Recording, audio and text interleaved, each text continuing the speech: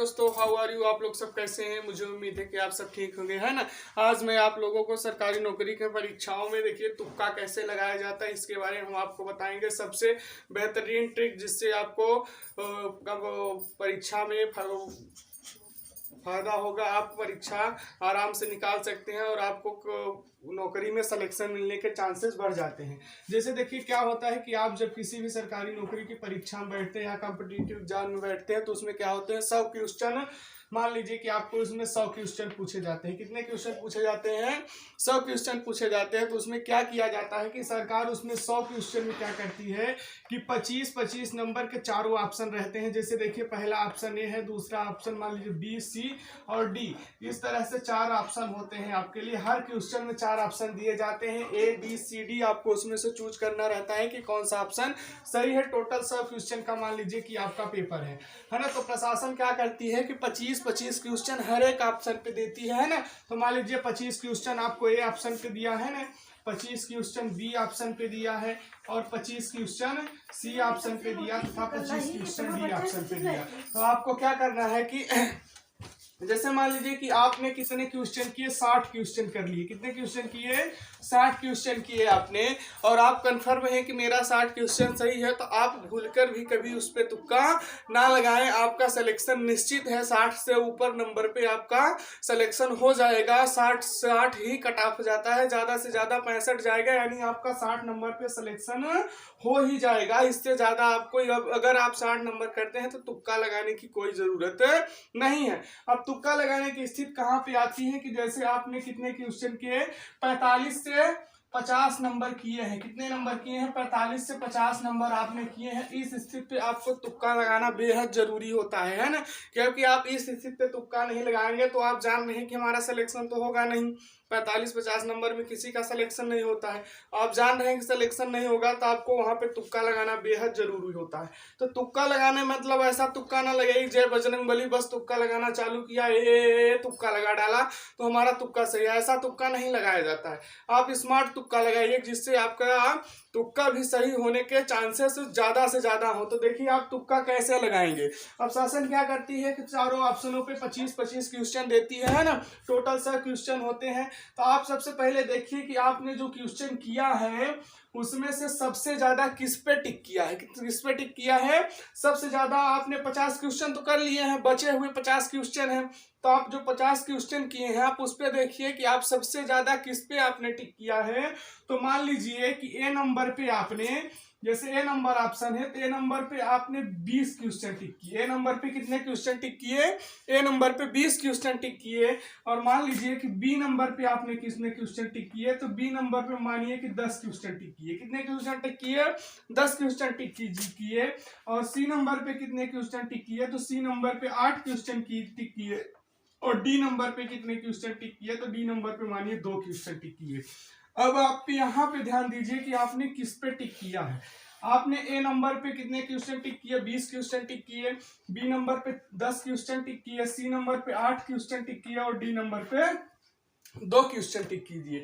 यानी कि आपने सबसे कम किस पे टिक किया? सबसे कम डी पे टिक किया है। इसका मतलब ये है कि आपने डी पे 2 क्वेश्चनों को टिक किया है।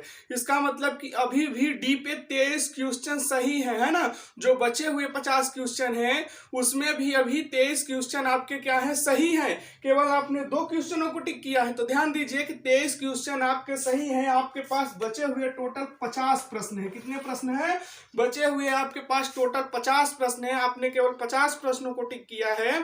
तो आप अब 50 क्वेश्चन बचे हैं, यानी उसमें से आपने केवल डी नंबर पे 2 क्वेश्चन टिक किया है। यानी 50 क्वेश्चन में से अभी भी 23 क्वेश्चन डी नंबर के बचे हुए हैं। तो आपको क्या करना है कि जो बचे हुए 50 क्वेश्चन हैं, तो बचे हुए 50 क्वेश्चन पे आपको सभी पे डी टिक लगा देना है। किस पे टिक लगाना है? डी ऑप्शन पे टिक करना है। अब आप देखिए कि इसमें से आपने केवल 2 क्वेश्चन सही किए हैं। तो जब आपने 2 क्वेश्चन सही किए हैं इसका मतलब कि उस पर अभी 23 क्वेश्चन डी नंबर पे आपका सही है। तो आपके कितने क्वेश्चन सही हैं? 23 क्वेश्चन सही है। टोटल 50 क्वेश्चन है। तो आप 23 में से 50 में से 23 माइनस कर दीजिए, यानी 23 नंबर आपका सही होगा डी नंबर पर टिक करने के। तो बचे कितने 27, बचे कितने 27, यानी 27 आपका गलत होगा। यानी आप 50 में केवल डी टिक करते हैं तो उसमें से आपके 23 क्वेश्चन सही होंगे और 27 क्वेश्चन गलत होंगे।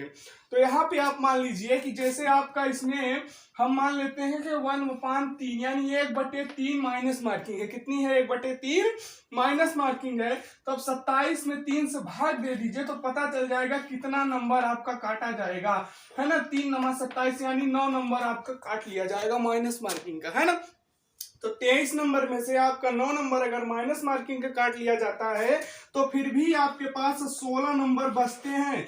तो ये देखिए आपने डी पे टिक किया तो आपको 16 नंबर प्लस पॉइंट हुआ। कितना नंबर प्लस पॉइंट हुआ?